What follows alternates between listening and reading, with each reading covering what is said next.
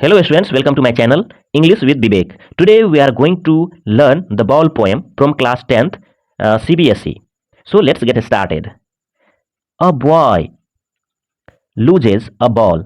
कर एक लड़का अपना गेंद खो देता है. He is very upset. वह बहुत दुखी है because he has lost his ball. A ball doesn't cost much. एक गेंद की कीमत बहुत ज्यादा तो नहीं होती है. Nor is it difficult to buy another ball. करे ना ही दूसरा गेंद खरीदना मुश्किल काम है. Why then is the boy so upset. तब वह लड़का क्यों इतना अपसेट हो गया, तब इतना क्यों वह दुखी हो गया. Read the poem to see what the poet thinks has been lost. इस चैप्टर को पढ़िए और पता कीजिए एक्चुअली में जो लड़का है एक गेंद न खो के क्या खोया है. Ball is here just a reference, but balls का यहाँ मतलब है हम अपने पोजेशंस, हम अपनी कीमती चीज that we lost in our life. Maybe the person, maybe the loss in business, whatever, anything that is more important in our life. So let's read this poem line by line and know each and everything in detail about this poem. Here we go. What is the boy now? यहाँ पर इसका मतलब है कि वह लड़का अब क्या करेगा. इसका मतलब बिल्कुल भी ये ना है कि वह लड़का अब क्या है. इसका मतलब है वह लड़का अब क्या करेगा. Who has lost his ball? जो अपना गेंद खो चुका है. What is he to do. करे अब वो क्या करे, क्या क्या करे वो लड़का अब. I saw it go.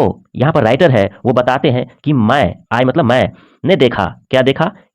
It go merely bouncing. वो जो गेंद था मेरली का मतलब है हैप्पीली, बहुत ही खुशी से वो बॉल जो है आराम से बाउंस करते हुए डाउन द स्ट्रीट. पहले तो वो स्ट्रीट में चला गया, मतलब बाउंस करते हुए कूदते हुए वो बॉल लड़के के हाथ से फिसल गया किसी तरह से, और वो बॉल जंप करते हुए पहले तो स्ट्रीट में चला गया. And then merely over there it is in the water. करे उसके बाद वो बॉल स्ट्रीट से होते हुए जंप करते हुए कहां पहुंच गया, पानी में जाके गिर गया, कहीं वाटर बॉडी में जाके गिर गया. नो यूज टू से oh there are other balls. करे ये कहना कि कोई दूसरा बॉल भी है बिल्कुल यूजलेस बात है. ये इस कहने से कोई फायदा नहीं है. एक्चुअली वो जो लड़का था उसके पास जो बॉल था ना वो बचपन से उसके पास होगा, और जब वो जवान हुआ तब भी उसके पास था. तो कह रहा है कि जब वो बॉल उसके हाथ से फिसल गया तो क्या हुआ, आगे देखिए. An ultimate shaking grief fixes the boy. करे अल्टीमेट मतलब अंत में, शेकिंग मतलब कांपना, ग्रीफ मतलब दुख, फिक्स मतलब फिक्स कर देना, एक जगह टिका देना.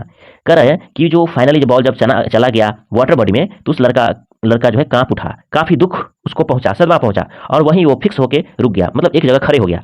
As he stands rigid. वहां रिजिड होके एक ठोस की तरह वहां पे खड़ा हो गया. ट्रेम्बलिंग और थरथरा रहा था. स्टेयरिंग डाउन, और उस बॉल पे स्टेयरिंग मतलब निहार रहा था, घूर के देख रहा था उस बॉल को जो पानी में चला गया था. All his young days into the harbour where his ball went. यहाँ पर हार्बर का मतलब है बंदरगाह, मीन्स एक ऐसी जगह जहाँ शिप्स वगैरह लगाए जाते हैं. यहाँ पर कहने का मतलब है कुछ लड़का है उस गेंद को बहुत देर तक उस गेंद को निहारता है, उसको देखता है. ऐसे लगता है जैसे उसका सारे जो जवानी के दिन है और उसके जो बचपन के दिन है सारे उस हार्बर में, उस बंदरगाह में चला गया है जहाँ उसका बॉल चला गया है. मतलब कहने का यहाँ पर पोएट का मतलब ये है कि वो बॉल उस बच्चे के साथ बहुत पहले से था, जिससे उस बच्चे का इमोशन जुड़ गया था, उसका भावना तक लगाव हो गया था. आज वो बॉल जब कहीं ऐसे जगह गिर गया, यानी हार्बर में गिर गया जहां से वो वापस बॉल को नहीं ला सकता है, तो ऐसा लगता है उस बच्चे को जैसे उसकी सारी जवानी पानी में चला गया हो, जिसकी सारी बचपन खत्म हो चुका हो, उस बच्चे को ऐसा फील होता है. Let's see ahead. Here we go. I would not intrude on him. Writer यहाँ बताते हैं इंट्रूड का मतलब दखल देना. करें मैं इस बात में, या जब वो लड़का उस बॉल को निहार रहा है तो मैं इसमें दखलंदाजी नहीं दूंगा. अ डाइम का मतलब है अमेरिका में 10 पैसे को, 10 सेंट को डाइम बोला जाता है. हम लोग यहाँ 10 पैसे समझ सकते हैं इसको. 10 पैसे. एनदर बॉल, करें दूसरी बॉल तो 10 पैसे में ही आ सकते हैं. Is worthless. करें कि ऐसा सोचना कि दूसरी बॉल उसको हम दे दे, ये क्या है, वर्थलेस है, ये फालतू की बात है, बिल्कुल ही बकवास है. बिकॉज हम उसको अगर ये बॉल दे देंगे तो वो लड़का इस चीज़ को क्या करेगा, फिर से डिमांड करेगा जब वो अपनी ज़िंदगी में कोई दूसरी चीज़ खो देगा. जैसे आगे देखिए. Now he senses his first responsibility. करें अभी वो जो लड़का है वो फर्स्ट रिस्पॉन्सिबिलिटी को सेंस कर रहा है, मतलब उसको अपनी रिस्पॉन्सिबिलिटी को, जिम्मेदारी के बारे में पता चल रहा है. रिस्पॉन्सिबिलिटी मतलब जिम्मेदारी, मतलब वो ये सीख रहा है कि हम उसका कुछ रिस्पॉन्सिबिलिटी है, उसकी जिम्मेदारी है कि जो उसके पास चीज़ है उसको संभाल के रखे। He should take care of his belongings, वो अपनी चीज़ों को संभाल के रखे, वो सीख रहा है। अगर राइटर उसको बॉल दे देगा तो वो लड़का को समझ में आएगा कि कोई चीज़ वो जिंदगी में खोएगा तो उसे वापस फिर से मिल जाएगा, इसीलिए राइटर बीच में इंट्रूड नहीं करना चाहते, उसमें वो दखलंदाजी नहीं देना चाहते, इसलिए वो कुछ नहीं बोलते हैं।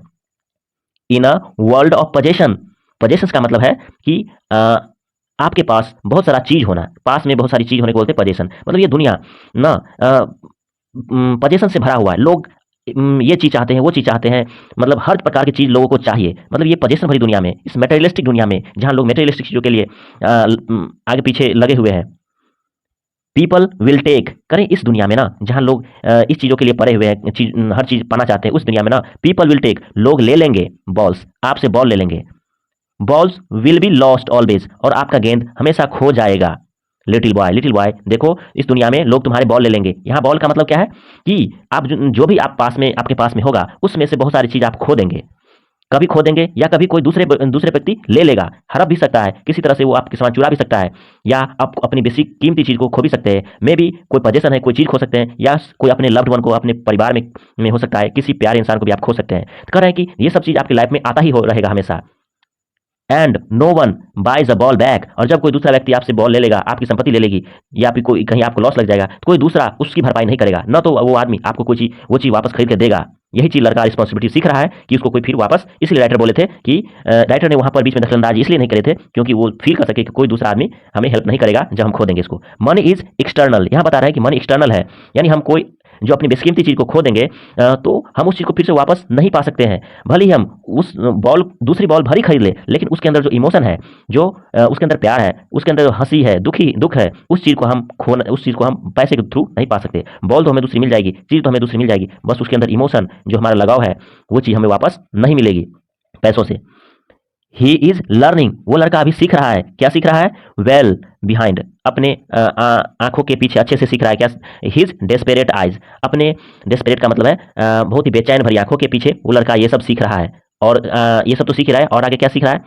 द एपिस्टिमोलॉजी ऑफ लॉस, एपिस्टिमोलॉजी का मतलब है नॉलेज ऑफ लॉस, लॉस का ज्ञान सीख रहा है कि जिंदगी में वो जब कोई चीज खोएगा तो उससे कैसे उभरेगा, उससे कैसे बाहर निकलेगा, ये ज्ञान वो है अभी ले रहा है। क्योंकि वो बॉल उसे बहुत प्यारा था और उस बॉल को उसने खो दिया, तो वो सीख रहा है कि वो जिंदगी में और भी कुछ खोएगा तो फिर उसको वो कैसे पाएगा, यानी नहीं भी पाएगा तो उस दुख से वो कैसे उभरेगा, ये चीज सीख रहा है।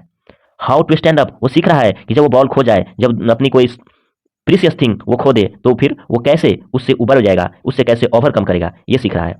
नोइंग दैट, और knowing what every man must one day know, और ये लड़का ये भी सीख रहा है कि ये जो चीज़ है ना, आज मैं सीख रहा हूँ, हर आदमी को एक ना एक दिन जिंदगी में ये चीज़ सीखनी होगी, वो निश्चित रूप से इस चीज़ को सीखेगा, और आज मैं सीख रहा हूँ। And must know many days, और कई दिन बाद भी कई सारे लोग इस चीज़ को सीखते रहेंगे, जैसे मैं सीख रहा हूँ हमेशा ये चीज़ आगे भी लोग सीखते रहेंगे। हाउ टू स्टैंड अप, कि कैसे फिर से खड़ा होना है, कैसे उस लॉस से उबरना है, कैसे उससे ओवरकम करना है, ये चीज़ जो है हम सीख रहे हैं इसके through. So guys here we will do question answer just in 2 minutes orally, just wait, here we go. क्या हम लोगों ने पढ़ा, क्या उस बेस पे हम क्वेश्चन को सोल्व कर पा रहे हैं या नहीं? Let's go, let's see here. Question number 1 is telling about why does the poet say I would not intrude on him, poet ऐसा क्यों बोलते हैं कि मैं बीच में दखल नहीं दूंगा? बिकॉज वो चाहते हैं कि वो बच्चा जो है, वो लड़का जो ये सीखे कि हम जब कोई चीज़ खोते हैं तो हमें कोई वापस खरीद के नहीं देता है, हमें उससे बाहर निकलना पड़ेगा, वो सीख रहा है। Why does he offer him money, sorry why does he doesn't he offer him money to buy another ball, करे वो उस पैसे क्यों नहीं देता उस लड़का को ताकि वो दूसरा बॉल खरीद ले? Because he wants that his boy should learn how to overcome the loss, he should know the knowledge of loss, कि जब वो कोई चीज़ खो देगा तो दुनिया में कोई दूसरा व्यक्ति उसे वो चीज़ वापस खरीद के नहीं देता है, इसीलिए वो भी उसको पैसे नहीं देते हैं। Next question is here, second question is staring down all his young days into the harbor where his ball went. Do you think the boy has had the ball for a long time? क्या आपको लगता है कि वो जो ball था लड़का के पास बहुत समय से था? Is it linked to the memories of that boy of days when he played with it? कर जब उस गेंद से खेलते हैं तो आपको लगता है कि वो बहुत समय से उसके पास था? यस, वो बॉल उसके पास बहुत लंबे समय से था, इसीलिए उस बच्चे को दुख हो रहा है। वैसे ही तो हमारे नॉर्मल लाइफ में भी होता है, कोई चीज़ हमारे पास लंबे समय से है, जब वो चीज़ खोते हैं तो हमें बहुत दुख होता है। Third question is here, what does in the world of possession mean? करें वर्ल्ड ऑफ पोजीशन मीन का मतलब क्या है? World of position means where people wants to earn more and more things money. इस पोजीशन वाली दुनिया का मतलब यही है कि लोग यहाँ ज़्यादा से ज़्यादा चीज़ें खरीदना चाहते हैं, अपने पास रखना चाहते हैं। जैसे बंगलो है, गाड़ी है, पैसा है, अच्छे अच्छे चीज़, लग्जरियस चीज़ वो रखना चाहते हैं। That is called world of position.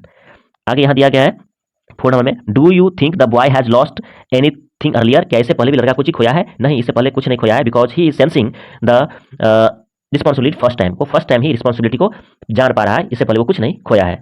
आगे हम देख लेते हैं question number 5 is just telling us what does the poet say the boy is learning from the loss of ball? करे बॉल खोने से लड़का क्या सीख रहा है? तो boy is, पहला तो ये boy is learning his responsibility that he should take care the things he has। उसके पास जो भी चीज़ है उसको संभाल के रखना चाहिए।